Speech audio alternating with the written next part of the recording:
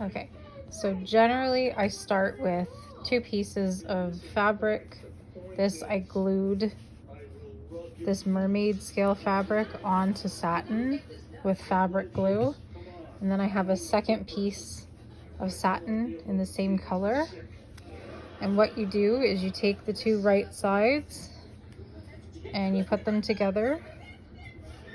And then what you're gonna do is you're gonna sew along the seam allowance that you want. So I want the scales facing downwards, so I'm gonna sew this like that. And I sew the top together. And then once you do that, you're going to use your lining. I'll send you a link for the lining to see what you want to do. But so you sew this together and then you iron on the lining, and then I'll show you what to do after I sew it together. Okay, and this is just to show you where I sewed. And always at the ends, so this end and this end, you do a back stitch and then forward stitch so that you make sure that the seam is nice and tight and won't break. Okay, so this is the lining that I use. It's fleece and it's got an iron-on side.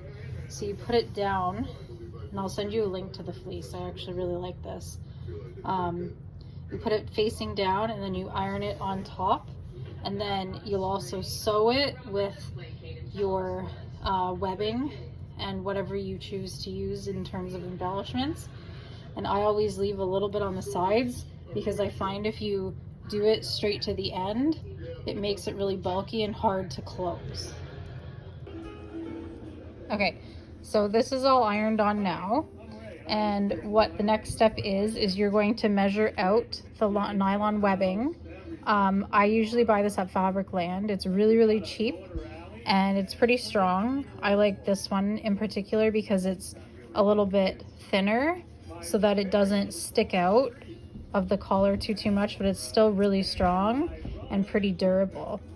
So this collar is going to be about 18 to 19 inches when it's fully done.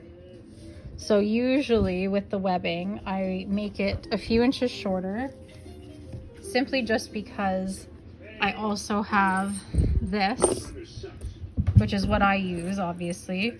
And these are about 3 inches long. So you need to do it so that it's a little bit shorter for the webbing so that you don't have it hanging down really low and loose, because you want it tight for when you pull up on the dog, obviously, and you want it to tighten. So generally for an 18 to 19 inch collar, I'll measure it out at about 15 inches, and that way it gives me a little bit of an allowance to be able to fold the end over like this while it's holding the check chain. And just another thing with the webbing, once you cut it, you're going to want to use a lighter, and you're going to want to sear the ends just so that they don't fray and they're not pulling. So you want to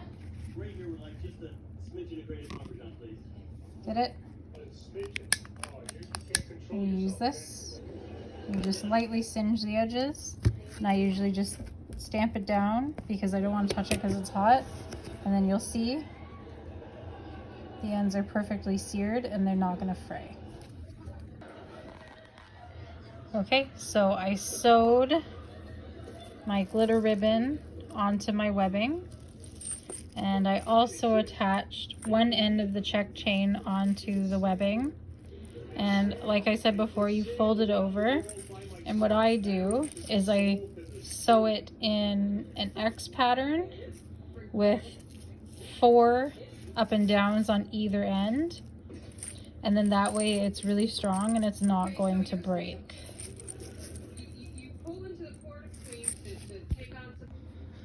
Okay, so then what you do is you measure out how wide you want your collar. So this, I want it to be about 4 inches wide.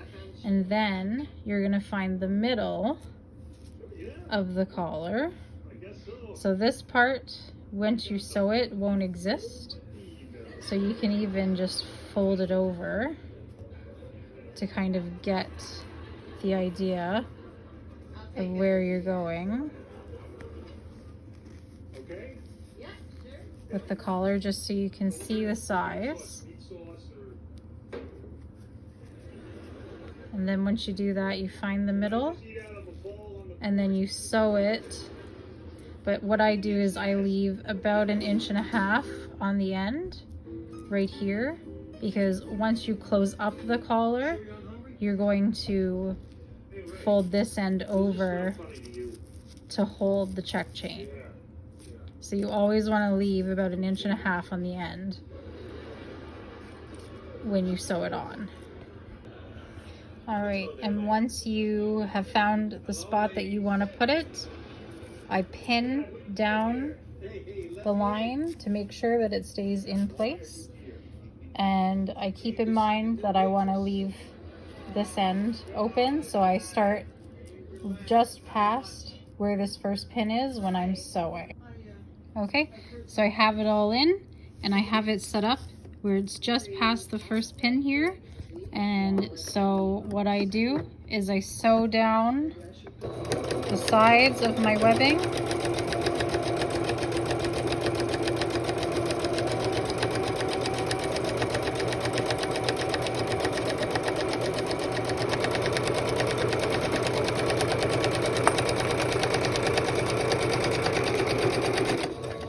Okay, and then what I do is I like to make it a continuous stitch.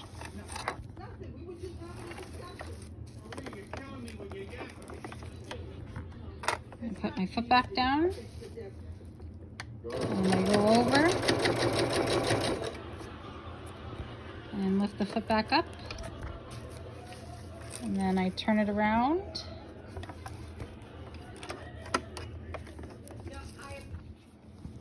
Okay, it's all turned around, and then you sew back down this side.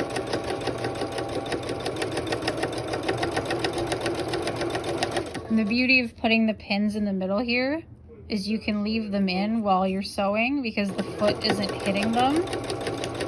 And then that way you can just make sure that it does stay in place while you're sewing. And then just before you get to that last pin, do a quick reverse stitch. And then go back again. Pull it off. And then that way your webbing is on. Okay, so once you have your webbing sewn on, what you're going to do is you're going to make the seam so that it becomes one continuous collar. So I take this and I fold it over, and then when you fold this, make sure that these are lined up with each other, because there is nothing worse than not paying attention to where your webbing is and sewing it and it ends up crooked. So you want to make sure that this is touching, even if this looks a little wonky. You just want to make sure that your webbing is lined up, so when you fold it back open, it's all even. Okay, so this is what it's going to look like. Yours will hopefully be a little more even than mine. Clearly I cut it a little too high, but that's okay because I can just trim off whatever I don't need. So then what you do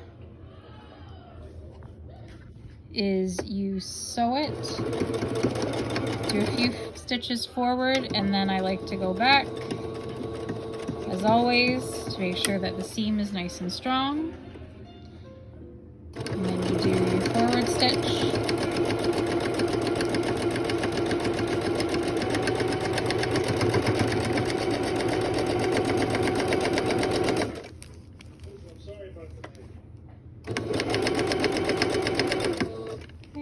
Once you get to the end, again, do a back stitch. And it's okay if this looks a little funny because it goes inside anyway, so you don't see it. And you do your forward stitch, lift it up, take this off, and then it's all sewn together, you can see. And then this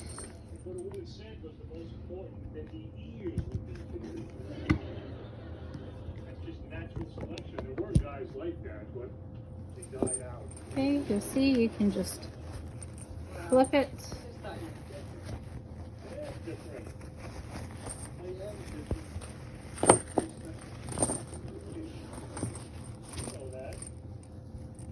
And once it's flipped, you have one continuous collar.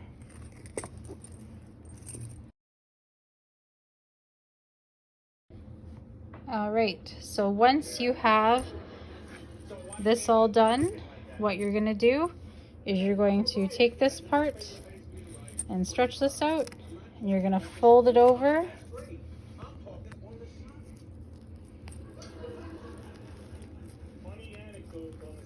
This worked a second ago.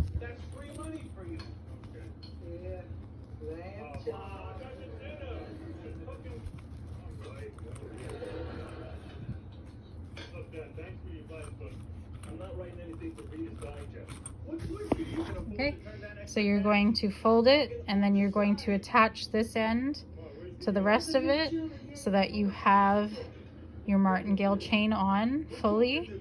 And what I do is I sew it with it open like this so that I can separate this part from the bottom so I don't sew it together. And I'll show you what I mean in a second. Okay, so this part's a little tricky, so you want to get it kind of stuffed in there, and you want to catch it with the needle first before you start messing around with anything. And you can see I have the bottom kind of scrunched up and pulled out, but that's to make sure that I don't get it caught in the needle, and so I don't sew it together. So you can see it's all pulled out on the side here, and it looks really messy.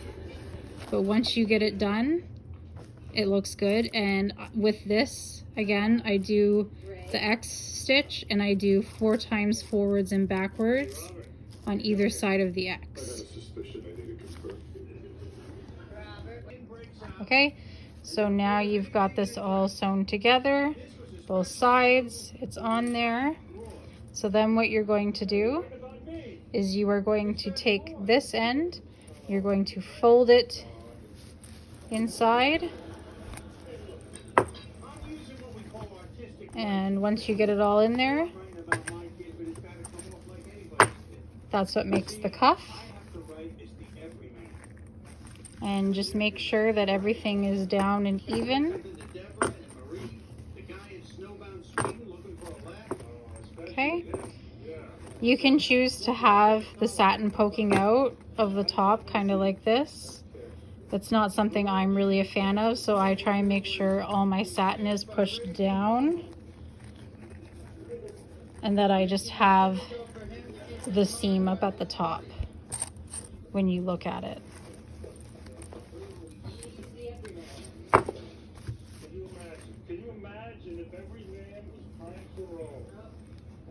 Okay. Okay, so what you're gonna do next is you're going to start taking your bottom seam, and what I do is I pin it together, making sure that you fold the sides in, obviously, so that you don't see all the messy stuff. And once you fold that all together, you can sew. I like to start at the back, just because you can do your double stitch and it's not as noticeable from the back as if you start from the front. So once I get that pinned together, I will video how you sew the bottom, and then you can see what the finished product looks like. Okay, so you'll see I have it all set up. I have all my pins in. I don't pin the back just because it's already all folded everywhere else. So what I usually do is I just leave this part and I pin either side of where I'm gonna start sewing, and then I just fold this down. And it generally stays because of that lining that I use.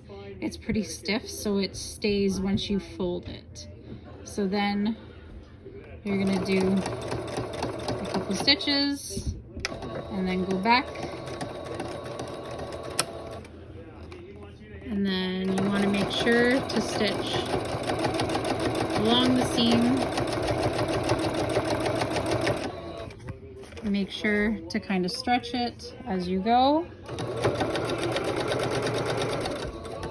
And then obviously remove the pins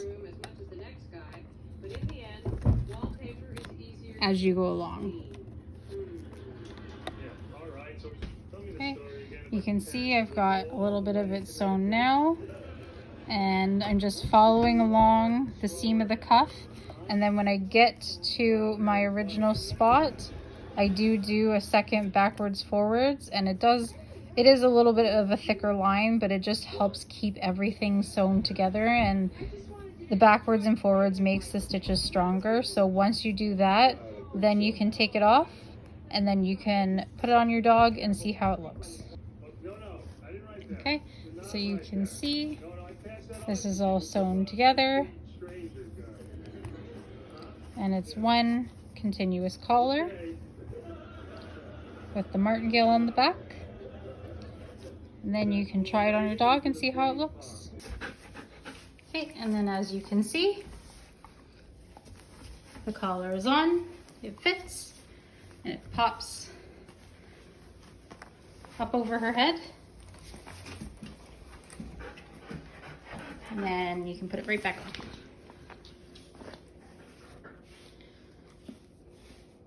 And that's how you make the satin collar.